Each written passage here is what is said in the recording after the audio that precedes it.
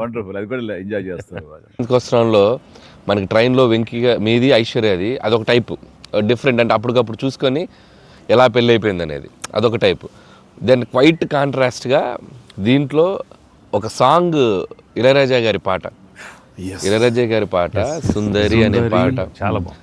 పడుకుని ఒకరినొకరు చూసుకుంటూ ఆ సైన్ లాంగ్వేజ్ చేస్తూ సైకిల్ చేసుకుంటూ పాట అనేది అసలు చాలా మంది చాలా క్యూట్ గా ఉందన్నారు. మీరు చాలా క్యూట్ గా సార్, అదేంటి సార్ ఎప్పుడన్నా మీరు కాదు సార్ ఇది ఒకటి అనిపిస్తుంది మరి, మీరు ఫీల్ అవ్వకూడదు మరి, ఆన్ కెమెరా అడుగుతున్నాను సార్, అంత రియలిస్టిక్ గా అంత జెన్యూన్ గా అమ్మాయితోటికి అర్థమయ్యేలా సంజ్ఞలు సైగలు ఎలా చేయగలిగారు సార్? అంటే మీ కాలేజ్ డేస్ అడిగేస్తే బెటర్ కదా, కాలేజ్ డేస్ లో అడిగండి. ఆ పక్క బెంచ్ లో దూరంగా ఉన్న ఎవరికైనా మీరు సంజ్ఞలు కానీ సైగలు కానీ అప్పటి నుంచే ప్రాక్టీస్ ఏమన్నా చేశారా?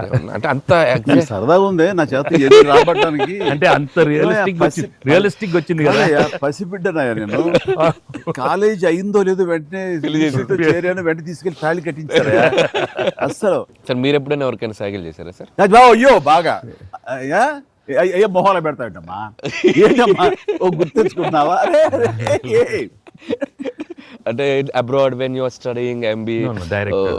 నో సార్, ఫ్యామిలీ మ్యాన్ తన మీద ఎప్పుడు అట్లా లేదు.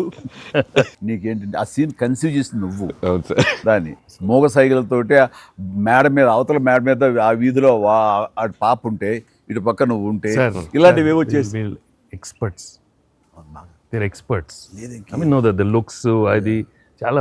నేను వాళ్ళని చూసి నేర్చుకున్నాను, నేను అనిల్ని చూసి కొన్ని అప్పుడప్పుడు యాక్టింగ్ అన్ని వీళ్ళన్నీ most మిస్చిఫస్ but energetic.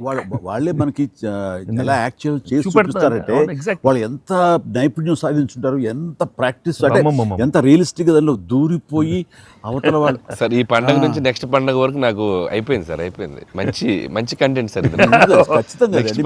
Me experience, మీ ఇది హావభావాలని మా చేత చేయించారు. అంటే